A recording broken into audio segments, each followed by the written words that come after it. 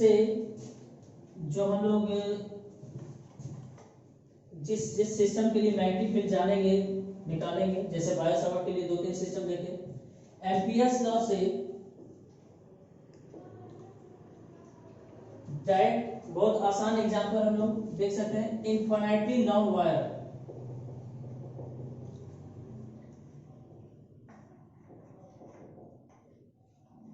दूसरा हम लोग सोलेनॉइड एक सिस्टम है, उसके बारे में जानेंगे, सोलेनॉइड के लिए मैग्नेटिक फील्ड कैसा होगा।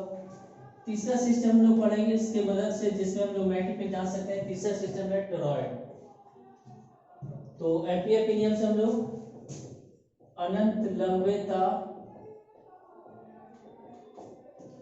सोलेनॉइड का हिंदी हो गया परिनालिका, टोरॉइड का हिंदी टोरॉइड ही होता है। इस तीनों के लिए हम लोग एम्पियर के नियम की मदद से मैग्नेटिक फील्ड निकालेंगे, जानेंगे। तो इसमें सबसे पहले हम लोग सिंपल एग्जांपल के तौर पे इन्फिनिटी लॉन्ग वायर लेते हैं, और इसके बारे में हम लोग पहले भी बायो सावर्ट लॉ में फाइनाइट लेंथ के लिए निकाल के स्पेशल केस में इन्फिनिटी लॉन्ग वायर का रिजल्ट लाए थे, जिसपे हम लोग 4.2, 4.3, 4.4 न्यूमेरिकल बनाए थे एनसीईआरटी का। तो फिलहाल उसका स्पेशल केस में हम लोग देखे थे। इसका एक इंडिपेंडेंट प्रूफ जो आसानी से, बहुत आसानी से रिजल्ट देगा, एम्पियर्स लॉ से हम लोग इस रिजल्ट को लाते हैं। अगर एग्जाम में इन्फिनिटी लॉन्ग वायर के लिए क्वेश्चन देगा कि इन्फिनिटी लॉन्ग वायर के लिए मैग्नेटिक फील्ड का एक्सप्रेशन पता कीजिए, तो हम लोग एम्पियर्स लॉ से उसको बना के दिखा सकते हैं। तो हम लोग देखते हैं एक्सप्रेशन ऑफ बी यानी magnetic field due to infinitely long straight wire, अनंत लंबे सीधे तार के कारण बी का व्यंजक, बी यानी चुंबकीय क्षेत्र का व्यंजक, अनंत लंबाई का तार। निश्चित लंबाई के लिए बायो सावर्ट लॉ से ही कर सकेंगे, एम्पियर्स लॉ वहां अच्छा से रिजल्ट नहीं दे पाएगा, मुश्किल हो जाएगा। तो वहां बायो सावर्ट लॉ ही एप्लीकेशन, बायो सावर्ट लॉ के एप्लीकेशन से ही वहां हो सकेगा। लेकिन अनंत लंबाई के लिए हम लोग एम्पियर्स लॉ को अप्लाई कर सकते हैं। यानी एम्पियर्स लॉ का एप्लीकेशन का, एम्पियर के नियम का अनुप्रयोग का सबसे आसान उदाहरण है इन्फिनिटी लॉन्ग स्ट्रेट वायर, अनंत लंबे सीधे तार के कारण चुंबकीय क्षेत्र को ज्ञात करना। यही है इन्फिनिटली लॉन्ग, इस तरफ भी इन्फिनिट, इस तरफ भी इन्फिनिट। इन्फिनिटली कहने का मतलब होता है कि जिस डिस्टेंस पर हम लोग मैग्नेटिक फील्ड इस वायर के लिए जानना चाह रहे हैं, उसका डिस्टेंस, जो डिस्टेंस है वायर से, जिस पॉइंट पर वायर के कारण मैग्नेटिक फील्ड जाना है, चुंबकीय क्षेत्र जाना है जिस पॉइंट पर, उसका इससे जो दूरी है, डिस्टेंस है, उसके लंबाई के आगे नेग्लिजिबल अगर होगा, तो हम इस दूरी के आगे इसका अगर बहुत ज्यादा लेंथ होगा, डायमेंशन बहुत बड़ा होगा, तब हम कहेंगे कि वायर इन्फिनिटली लॉन्ग है। इन्फिनिट कहने का भी एक सेंस है, अनंत का भी एक मतलब होता है। ऐसा नहीं कि बहुत लंबा छोड़ा, एकदम पूरा छोड़ इधर से उधर भी बहुत ज्यादा लंबा गया हुआ, ऐसा नहीं। इस डिस्टेंस के आगे इसका लेंथ बहुत ज्यादा होगा। अब एम्पियर्स लॉ है B dot dl close integral B dot dl बराबर μ0 I in। सबसे पहले इसको जो हम कंपेयर कर रहे थे, एम्पियर्स लॉ ठीक उसी तरह का है जैसे इलेक्ट्रोस्टैटिक्स में गॉस लॉ। गॉस लॉ में हम लोग B डॉट dA लेते थे, E डॉट dA।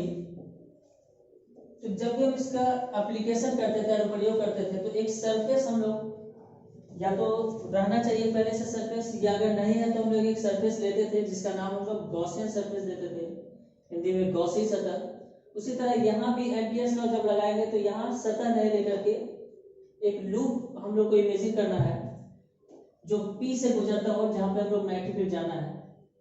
लूप लेने में भी ऐसा होना चाहिए जहाँ B डॉट dl कैलकुलेट करना आसान हो। लूप हम किसी तरह ले सकते हैं, लेकिन अगर हम ऐसा ले लिए जिसमें B डॉट dl सॉल्व भी नहीं कर पाए तो फायदा नहीं है। तो ऐसा लूप लेना है, ऐसा हम लोग को कर्व लेना है, वक्र लेना है, बद्ध वक्र, प्लेनर लेना है, समतली लेना है, जिस पर B डॉट dl सॉल्व करना आसान हो। यहाँ पर इस केस में सर्कुलर लूप, चूंकि हम लोग जान रहे हैं कि यहाँ मैग्नेटिक फील्ड लाइंस कैसा होगा, तो करंट की तरफ अंगूठा रखेंगे तो जिस तरफ हथेली कर्ल करेगा सर्कुलर, यहाँ मैग्नेटिक फील्ड लाइंस सर्कुलर है, तो जिस तरफ नेगेटिव फील्ड लाइंस है अगर उसी तरफ हम डीएल भी कर दें तो दोनों के बीच एंगल 0 हो जाएगा।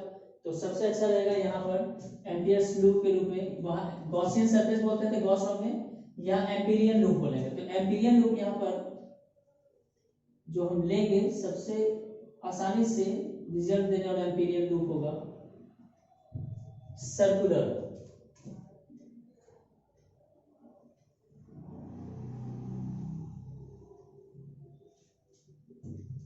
जिसका रेडियस डी हो जाए। तो इसको हम लिख दें यहाँ पे, इसको हम लोग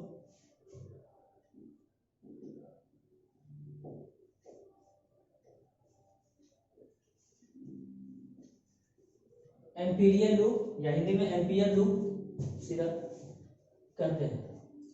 अब इसमें हम लोग जैसे एम्पियर्स लॉ अप्लाई करना है तो हम लोग देख रहे थे कि लूप में अपने से एक डायरेक्शन लेना होगा क्लॉकवाइज या एंटी क्लॉकवाइज, तो हम जैसा भी ले सकते हैं उसी हिसाब से काम करेंगे। फिलहाल यहाँ पर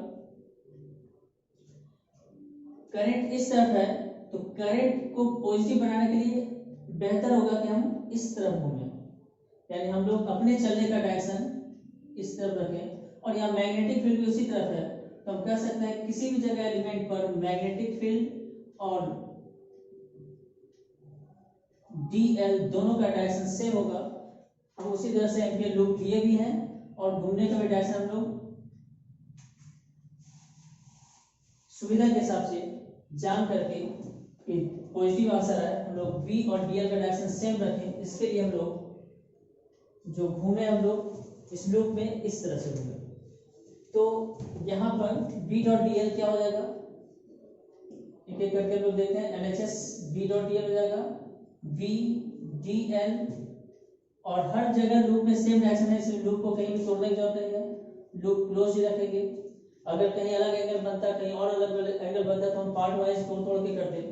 फिलहाल सब जगह सेम सिचुएशन है इसलिए इंटीग्रेशन बी डॉट डीएल हो जाएगा B DL cos dot product है कॉस, और दोनों सेम डायरेक्शन में तो कॉस 0, यानी बी कांस्टेंट होगा क्योंकि इस वायर से सेम डिस्टेंस पर हम बात कर रहे हैं तो हर जगह मैग्नेटिक फील्ड का मैग्नीट्यूड सेम होगा, तो बी को बाहर कर लेते हैं। इंटीग्रेशन डीएल, यानी हम कोई इंटीग्रेशन कर रहे हैं यानी टोटल लेंथ, तो टोटल लेंथ कितना हो जाएगा इसका, सर्कल है तो 2 पाई डी, तो बी डॉट डीएल एलएचएस हम लोग के लिए सॉल्व हो गया। अब आरएचएस में मेन जो सॉल्व करना है, जो देखना है हम लोग को आई इन देखना है। जब हम एलएचएस आरएचएस बाद में करते हैं आई इन के लिए हम लोग जाते हैं। आई इन यानी इस लूप के अंदर से जाने वाला करंट, तो सिंगल वायर है यही करंट होगा। आई इन हम लोग आई ले लेंगे और पॉजिटिव या नेगेटिव तो हम लोग ऐसे घूम रहे हैं तो पॉजिटिव लेंगे, तो इसलिए प्लस आई। इस दोनों को जैसे इसमें पुट करेंगे तो बी 2 पाई डी, लिखने का तरीका यहाँ 1 यहाँ 2 यहाँ 3, लैंग्वेज लिख देंगे इक्वेशन 2 से और 3 से, फ्रॉम इक्वेशन 1 and 2 and 3 तीनों को सॉल्व करने पर बी डॉट बी इंटू 2 पाई डी बराबर म्यू 0 आई इन की जगह आई हो जाएगा और फॉर्मूला हो जाएगा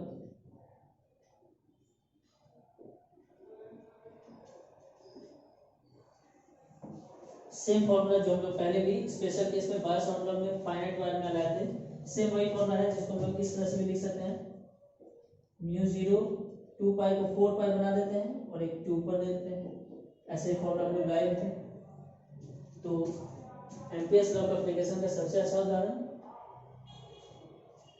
इसको देख सकते हो।